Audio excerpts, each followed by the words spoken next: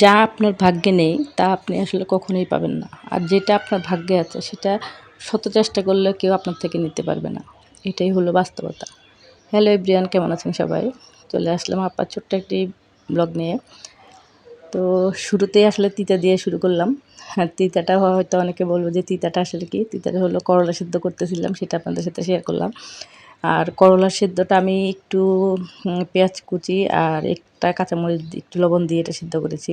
এটা দিয়ে আমি জাস্ট করলাটা ভর্তা করে নেব হাতের ডোলে।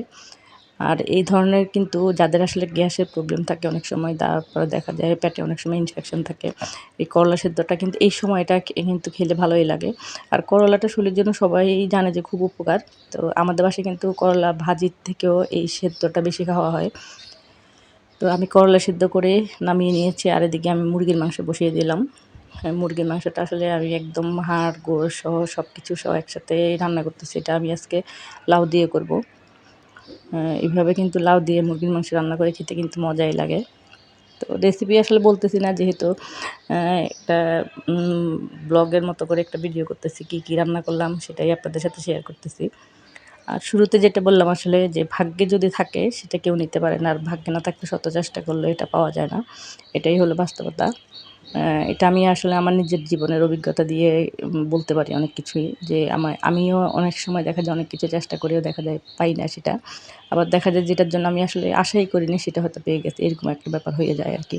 তো এটা আমার কথার সাথে হয়তো অনেকে একমত হতে পারেন যে আসলে এই কথাটা সত্যি।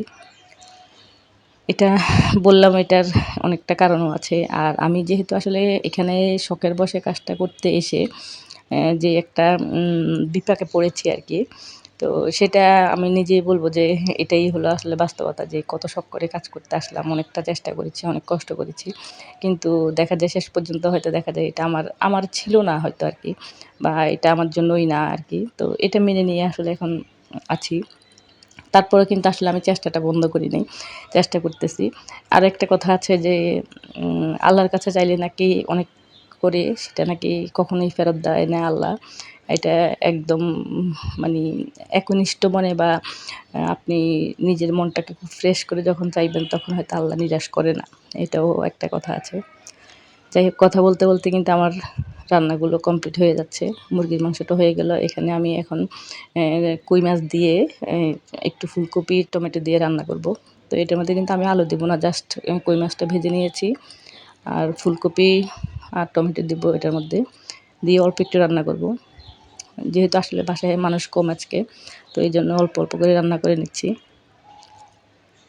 তো যারা এতক্ষণ পর্যন্ত আমার সাথে ছিলেন, ভিডিওটা দেখতেছেন, যদি কোথাও একটু ভালো লাগে তাহলে প্লিজ একটা লাইক কমেন্ট করে পাশে থাকবেন।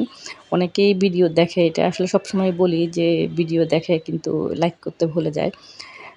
তো হয়তো ভালো লাগে না যার জন্য লাইক করে না, এরকম আরকি ব্যাপার। কিন্তু যদি ভালোই না লাগে তাহলে দেখে কেন, সেটাও একটা প্রশ্ন থেকে যায় মাথায়। যার জন্যই কথাটা বলি আরকি। আর আমার আসলে বললাম না যে আমার আসলে দুর্ভাগ্য। আমি এখানে কিছুই করতে পারতেছি না আরকি। তো এজন্য আমার এখন ওইভাবে ভিডিও করা হয় না। ওভাবে মানে সুন্দর করে গুছিয়ে মানে আসলে মন থেকে আসে না এখন। তারপরেও ওই যে একটা মায়া পড়ে গেছি, যার জন্য এটা ছেড়েও যেতে পারি না। এরকম একটা বিষয় হয়ে গেছে। তো এজন্যই মাঝে মধ্যে এটা সেটা দিই। তো আমি জানি যে আমার ভিডিওটা আসলে কেমন হয়, বা ভিডিও কোয়ালিটিটা কেমন হয়। ওরকম হয় না, অনেকের মতো খুব সুন্দর করে আমি করতে পারি না, সেটাও আমি জানি। তো এজন্যই হয়তো অনেকে পছন্দ করে না বা দেখে না। তো নিজের কাজের বিচার যদি আমি নিজে না করি তাহলে অন্যকে কেন বলবো আরকি। তো আমি সেটাই আসলে করি। তো যাই হোক, আজকে এই পর্যন্তই। সবাই ভালো থাকবেন, সুস্থ থাকবেন।